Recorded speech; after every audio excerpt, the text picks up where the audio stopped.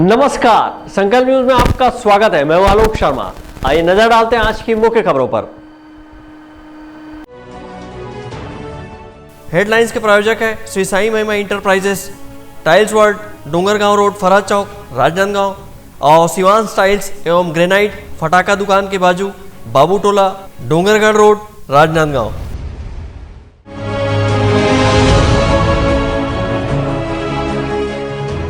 त्रिस्तरीय पंचायत चुनाव की प्रक्रिया हुई संपन्न।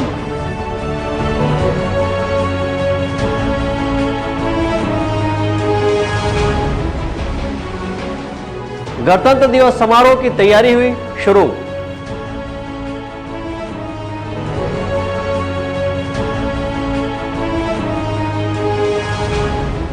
और जीवित व्यक्ति को मृत बताकर रोका वृद्धावस्था पेंशन।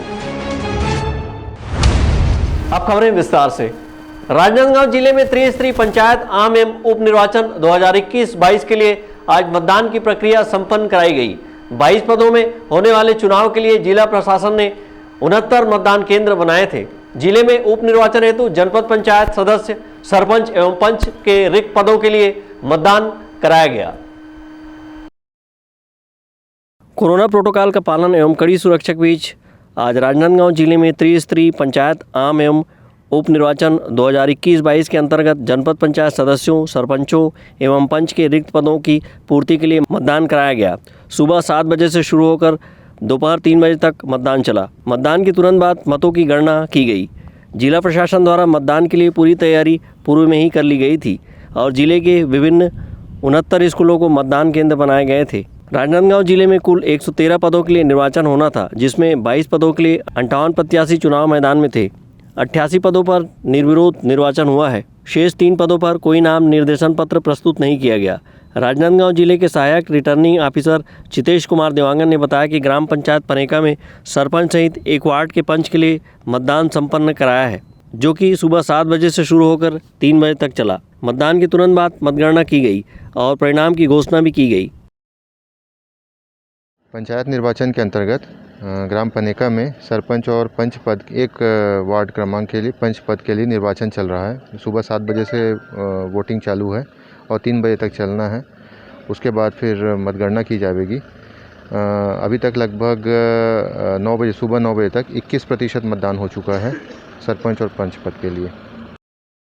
ग्राम पनेका के मतदान केंद्र में मतदाताओं में गजब का उत्साह देखा गया और कोरोना प्रोटोकॉल का पालन करते हुए अपने मताधिकार के उपयोग करने में लोग लगे हुए थे।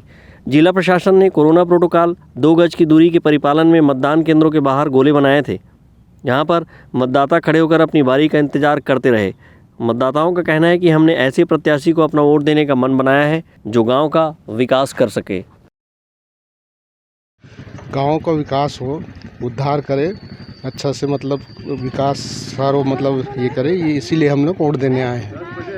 गांव को उन्नति होना चाहिए, गांव का उन्नति होना चाहिए, विकास होना चाहिए, ये हमारी पहली प्राथमिकता है और इसीलिए हम लोग अपना मतदान करने आए हैं। मेरे ग्राम पंचायत पनेका में सरपंच पद हेतु जो भी है उम्मीदवार अच्छा जो कर्मठ है, जो सोच विचार कर रहा है, वो अपना सहसिलता जैसे है, जिसको मान्य है उसको जीतना है, जिस पे अपने देना है, तो उनको वोट दिए हैं, है ना। तो गांव का विकास भी करे और समझे, गांव का विकास भी हो जाए, अपना आगे चल के अपना भी काम हो जाए, सरकारी नौकरी है, दफ्तर है, जो भी है। राजनांदगांव जिले में त्रिस्तरीय पंचायत आम एवं उप निर्वाचन के लिए जनपद सदस्य के 5, सरपंच के 5 और पंच के 12 पदों पर चुनाव कराया गया। विकल्प श्रीवास्तव और अमित चटर्जी के साथ परमानंद रजक, संकल्प न्यूज। राजनांदगांव जिले में 26 जनवरी गणतंत्र दिवस पर्व कोरोना प्रोटोकॉल के तहत आयोजित किए जाएंगे। इसकी तैयारी के लिए पुलिस प्लाटून की 6 टुकड़ी सहित आईटीबीपी के जवान पुलिस परेड ग्राउंड में परेड की रिहर्सल में जुटे हुए हैं। राजनांदगांव जिले में 26 जनवरी गणतंत्र दिवस इस बार भी म्युनिसिपल हाई स्कूल मैदान में कोरोना प्रोटोकॉल के तहत आयोजित किए जाएंगे। इसकी तैयारी के लिए पुलिस प्लाटून के 6 टुकड़ी के साथ आईटीबीपी के जवान पुलिस परेड ग्राउंड में इन दिनों परेड के रिहर्सल में जुटे हुए हैं। परेड में सीएफ, जिला पुलिस बल, होमगार्ड, महिला प्लाटून और पुलिस बैंड को शामिल किया गया है।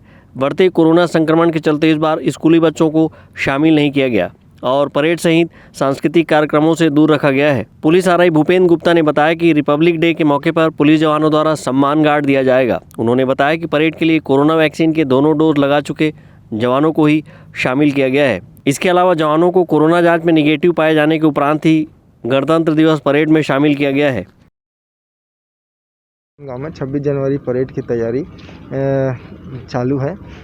6 प्लाटूनें भाग ले रही हैं। आईटीबीपी, सीएफ, पीटीएस, जिला बल, होमगार्ड की प्लाटूनें हैं और सुरक्षा व्यवस्था को ध्यान में रखते हुए इस बार कोरोना महामारी के दृष्टिगत बच्चों को परेड से पृथक रखा गया है और पुलिस मुख्यालय और शासन के दिशा निर्देश के अनुसार परेड संपन्न की जाएगी। परेड में केवल सम्मान गार्ड ही रहेगा और सुरक्षा व्यवस्था के आधार पर सभी को टीका और वैक्सीनेशन के अलावा सभी का टेस्ट के साथ ही परेड में सम्मिलित किया गया है और सुरक्षा व्यवस्था का पर्याप्त ध्यान दिया जा रहा है।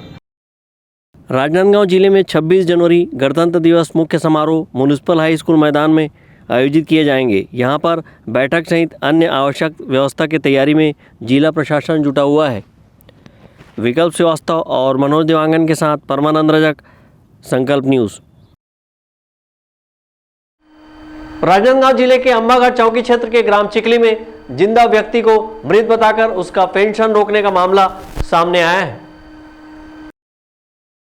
लगभग 8 महीने से वृद्ध गेंदूराम को पेंशन नहीं मिल रहा है। वृद्ध अपने पेंशन के लिए दर दर ठोकरें खा रहा है। इस मामले में वृद्ध गेंदूराम ने जनपद के संबंधित अधिकारी को अर्जी देकर पेंशन की सूची में पुनः नाम जोड़कर पेंशन चालू करने की गुहार लगाई थी, जिसके बाद जनपद के संबंधित अधिकारी सचिव को बचाने फिर से नए तरीके से आवेदन ऑनलाइन कर नाम जोड़ दिया और सचिव से हितग्राही को 3 महीने का पेंशन नकद दिलवाकर मामले से हाथ खींच लिया। सचिव द्वारा इस तरह की लापरवाही से ग्रामीणों में भी रोष है। ग्राम पंचायत चिखली निवासी गेंदूराम साहू को काफ़ी सालों से वृद्धा पेंशन के तहत पैसा मिल रहा था, लेकिन सचिव की घोर लापरवाही के चलते उस व्यक्ति को मृत घोषित कर उनका पेंशन 8 महीने से रोक दिया गया था, जिसके बाद नए तरीके से आवेदन कर पुनः जोड़ा गया है। इस तरह की लापरवाही सचिव के द्वारा की गई है, इस पर कार्रवाई होनी चाहिए। वृद्ध गेंदूराम साहू को सरकारी स्तर से स्वीकृति मिलने के बाद वर्ष 2014 से लगातार पेंशन मिल रहा है। हाल में वर्ष 2021 के जून माह से उसकी पेंशन रोक दी गई क्योंकि इन्हें सरकारी दस्तावेज में मृत बता दिया गया। गेंदूराम को पेंशन नहीं मिलने की वजह से वह अपना इलाज भी नहीं करा पा रहा है। ब्यूरो रिपोर्ट, संकल्प न्यूज़। राजनांदगांव जिला पुराना अस्पताल के समीप एमआर अपनी विभिन्न मांगों को लेकर 19 जनवरी से हड़ताल पर चले गए हैं, जिससे मेडिकल स्टोर्स में दवाई सप्लाई का कार्य प्रभावित हो रहा है। राजनांदगांव जिले के मेडिकल रिप्रेजेंटेटिव ने अपने 16 सूत्री मांगों को लेकर हड़ताल शुरू कर दिया है और 19 जनवरी से पुराना जिला अस्पताल के समीप धरना दिए हुए हैं। एमआर के हड़ताल पर चले जाने से मेडिकल स्टोरों में दवाई सप्लाई का कार्य प्रभावित हो रहा है। एमआर लोगों ने अपने 16 सूत्री मांगों में नए बने 4 लेबर कोड को बंद करने, 44 श्रम कानून को बहाल करने, 0% जीएसटी के साथ दवाई के दामों को कम करने सहित विभिन्न मांग किए हुए हैं। हम मतलब पूरा देश में एक राष्ट्रव्यापी हड़ताल चल रहे हैं जो पूरे एमआर यूनिट कर रहे हैं। हमारी मांगे हैं केंद्र और राज्य सरकार दोनों से, जो श्रम विभाग के लिए जो श्रम कानून उन्हें लागू करने जा रहे हैं उसको वो बंद करें और आगे बहुत सारी मांगे हैं। आज पूरे भारतवर्ष में जितने भी दवा प्रतिनिधि हैं करीब 3 लाख, वो केंद्र सरकार, राज्य सरकार और अपनी अपनी फार्मास्यूटिकल कंपनियों से कुछ मांगों को लेकर हड़ताल कर रहे हैं। केंद्र सरकार से हमारी जो मांग है, जो लेबर कोड, वो 4 लेबर कोड ला रहे हैं श्रम कानून पूरे ख़त्म करके, तो वो लेबर कोड वापस ले। दूसरा 8 घंटे की जो वर्किंग है, वो 8 घंटे की वर्किंग के लिए हम लोग आज हड़ताल पे हैं, उसको भी 12 घंटे करने जा रहे हैं। तीसरा 26,000 न्यूनतम वेतन, इसका हम लोग मांग कर रहे हैं कि जो भी नया लड़का ज्वाइन कर रहा है, जो भी मेडिकल रिप्रेजेंटेटिव पहले दिन से, उसको 26,000 तनख्वाह मिले। दूसरा, दवा कंपनियों के द्वारा जो सेल्स प्रेशर दवा प्रतिनिधियों के ऊपर डाला जाता है, जिसकी वजह से पूरे भारतवर्ष में कई दवा प्रतिनिधि आत्महत्या तक कर लेते हैं, तो उसका भी हम लोग विरोध करते हैं। हम लोग सेल्स हम लोगों का काम है सेल्स प्रमोट करना, डॉक्टर से मिलना और दवा की सेल को बढ़ाना, लेकिन हमको टारगेट के नाम पे प्रताड़ित किया जाता है दवा प्रतिनिधियों को, जिससे कई लोग आत्महत्या कर लेते हैं। तो वो एक हमारी डिमांड है। दूसरा, दवा कंपनियां आजकल सर्वेलेंस चालू कर दी, हम लोग को गैजेट्स दे दिए और उसकी वजह से हमारी निजता पर हमला है, तो उसका भी हम लोग पुरजोर विरोध करते हैं। आंदोलनकारी एमआर ने राज्य शासन से अस्पताल, नर्सिंग होम, लेबोरेटरीज में काम करने की व्यवस्था और रोक टोक को खत्म करने की मांग की है। इसी तरह सभी दवा कंपनी को राज्य सरकार के श्रम कानून का पालन करवाने आग्रह किया है। इस मौके पर बड़ी संख्या में एमआर उपस्थित थे। अमित चटर्जी के साथ परमानंद रजक, संकल्प न्यूज़। अब वक्त है ब्रेक का। ब्रेक के बाद आप देखेंगे शराब कोचियों पर पुलिस की कार्रवाई।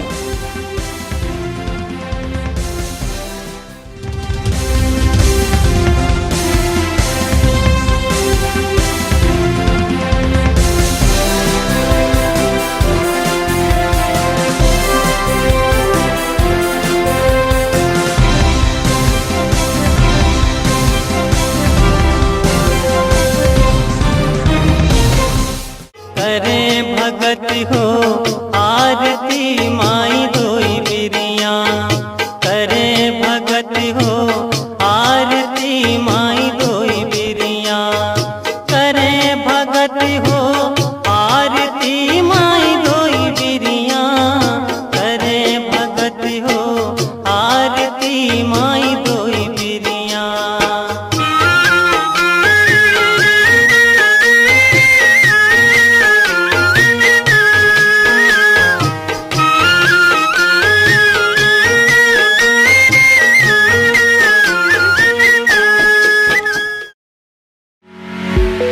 आपके सही फर्नीचर का पूरा ध्यान रखता है महावीर फर्नीचर्स। सभी प्रकार के पलंग, दीवान, फोल्डिंग पलंग, luxury sofa set, bedroom set से लेकर सभी प्रकार के office furniture, revolving chair, TV unit सहित डाइनिंग व ड्रेसिंग टेबल का भरपूर स्टॉक एक ही छत के नीचे। ऑटोमेटिक मशीन से निर्मित स्टील अलमारी, ब्रांडेड कंपनियों के गद्दे व furniture, branded plastic chair, centre table, study table, folding सीढ़ी, सभी सामान थोक व चिल्लर भाव में। आपके जगह व साइज अनुसार सभी फर्नीचर ऑर्डर से भी बनाया जाता है। TV, fridge, window plus plastic cooler जैसे इलेक्ट्रॉनिक सामानों का ऑर्डर लिया जाता है। स्टील से संबंधित सभी कार्य किए जाते हैं। शादी सीजन के लिए कम कीमत पर आकर्षक पैकेज उपलब्ध है। हमारे यहाँ सोफा सेट्स व रिवॉल्विंग चेयर रिपेयरिंग किया जाता है। आज ही आए Mahavir furnitures, stadium road, Gandhinagar, Mahamaya Chowk के पहले, राजनांदगांव। आपके अपने शिवांश टाइल्स के सफलतम तीसरे वर्ष में प्रवेश के अवसर पर सभी सम्मानीय उपभोक्ताओं का आभार। आपके सपने के आशियाने को साकार करता शिवांश टाइल्स एवं ग्रेनाइट एवं मार्बल का mega showroom. Johnson, AGL, Kajaria जैसे सभी नामी कंपनियों के अधिकृत विक्रेता। टाइल्स, मार्बल एवं सैनिटरी वेयर्स की विशाल रेंज सबसे कम कीमत पर। हमारे यहाँ नल फिटिंग और पाइप फिटिंग की सुविधा उपलब्ध है। आप सभी के प्यार और सहयोग से सफलतम तीसरे वर्ष में अग्रसर। शिवांश टाइल्स एवं ग्रेनाइट, शहर से मात्र 2 किलोमीटर दूर, नवागांव, बाबूटोला, फटाका दुकान के बाजू, डोंगरगढ़ रोड, राजनांदगांव।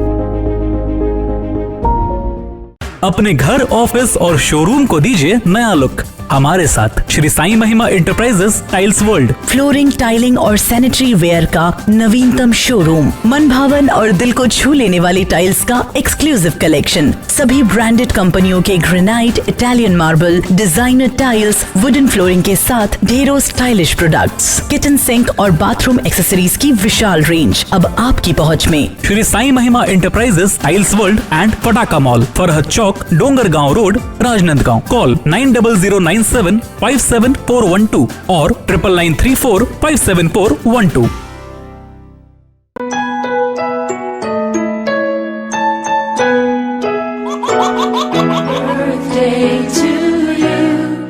आप अपने बच्चे के जन्मदिन को बनाइए खास संकल्प केबल नेटवर्क के साथ। सिर्फ 500 रुपए में 30 सेकंड का विज्ञापन हर 3 गाने के बाद और आपको मिलेगा 1 पाउंड का केक फ्री। आप अपने बच्चे की तस्वीर हमें आप अपने बच्चे की तस्वीर हमें व्हाट्सएप के इन नंबरों पर भेज सकते हैं।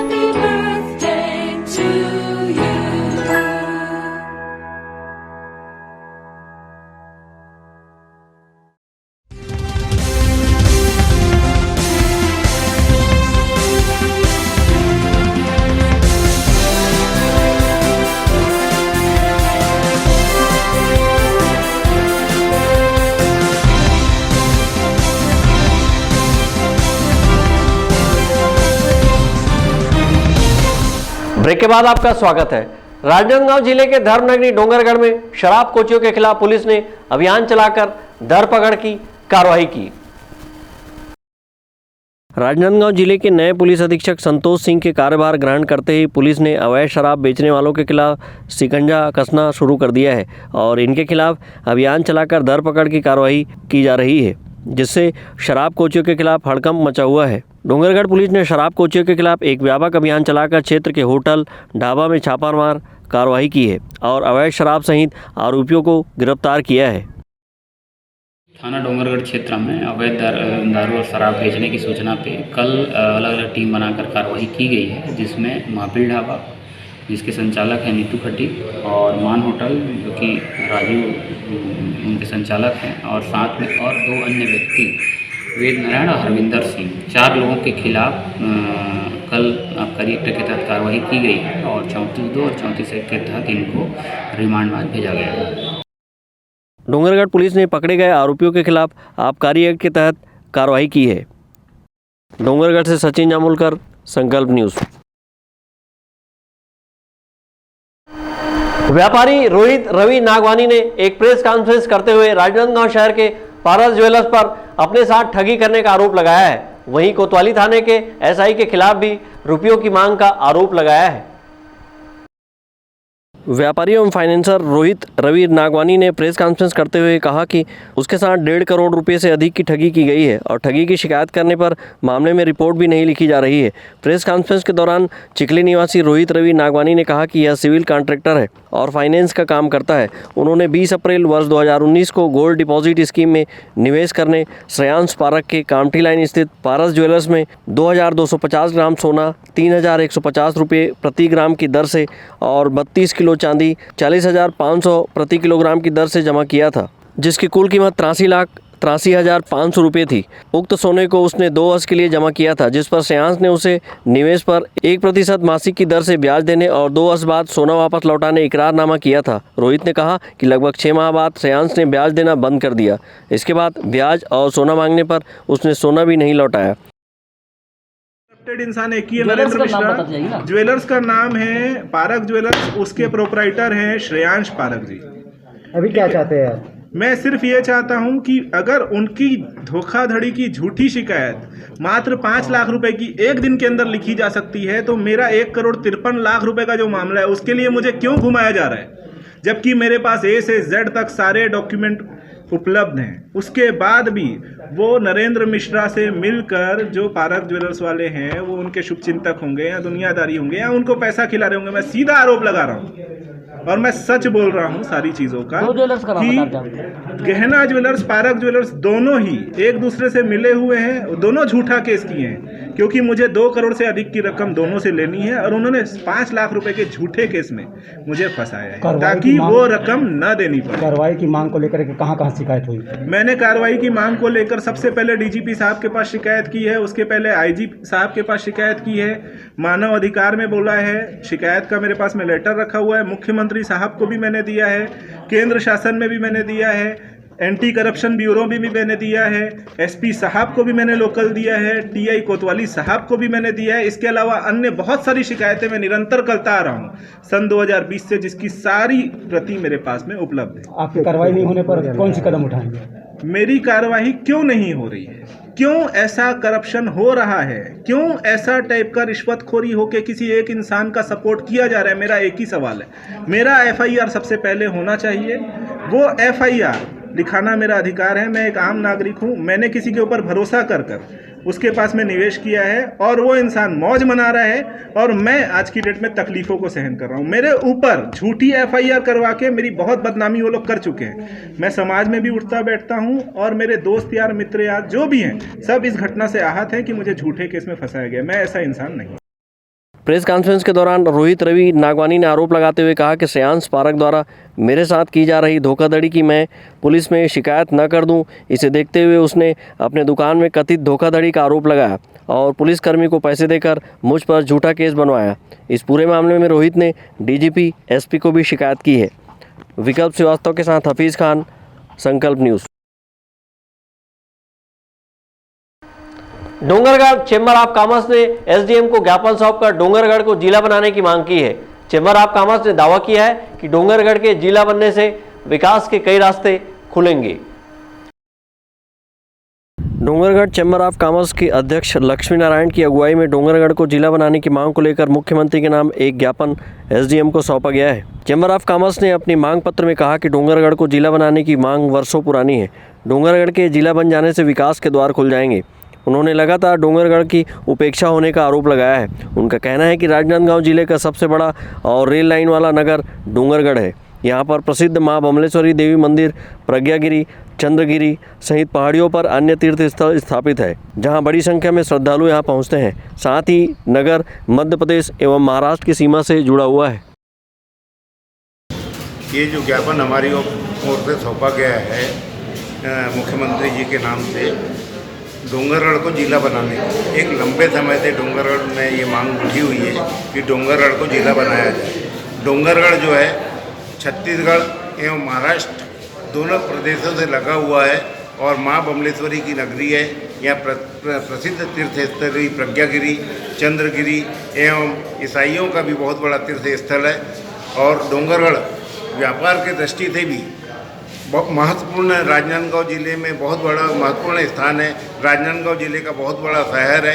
यह निश्चित तौर पर नक्सली क्षेत्र होने के कारण यहाँ नक्सली जिला या जिला बनाने की बहुत अधिक आवश्यकता है, अतः इसे जिला बनाया जाना चाहिए। SDM ने चेंबर ऑफ कॉमर्स द्वारा ज्ञापन सौंपे जाने की बात को स्वीकारते हुए कहा कि मांग शासन स्तर से होने से इसे राज्य शासन को भेजा जा रहा है। आज ये डोंगरगढ़ में व्यापारी चैम्बर ऑफ कॉमर्स हैं, उनके द्वारा नया जिला बनाने, डोंगरगढ़ तहसील को नया जिला बनाने की मांग के लिए अपना ज्ञापन प्रस्तुत किया गया है। अब इसको हम लोग आगे अपने उच्च कार्यालय में इसको प्रस्तुत करेंगे। चेंबर ऑफ कॉमर्स ने मांग पूरी न होने पर उग्र आंदोलन की चेतावनी दी है। ज्ञापन सौंपने डोंगरगढ़ चेंबर ऑफ कॉमर्स के सदस्य बड़ी संख्या में SDM कार्यालय पहुंचे थे। डोंगरगढ़ से सचिन जामुलकर, संकल्प न्यूज़। कोरोना को हराना है, मास्क जरूर लगाना है, दवाई भी और कड़ाई भी, सोशल डिस्टेंसिंग का पालन करें, वैक्सीन लगाएं, सुरक्षित रहें, घर से बाहर निकलने पर मास्क जरूर लगाएं। आज की खबरों में बस इतना ही। हमें दीजिए इजाजत। नमस्कार।